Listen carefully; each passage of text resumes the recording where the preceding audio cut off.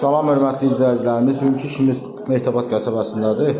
Deməli, müştərimiz 2 il bundan qabaq radiatorları yuduzdurub. O hansı ki deyirlər, 10 manata yuyan var, nə bilim 12 manata yuyanlar var.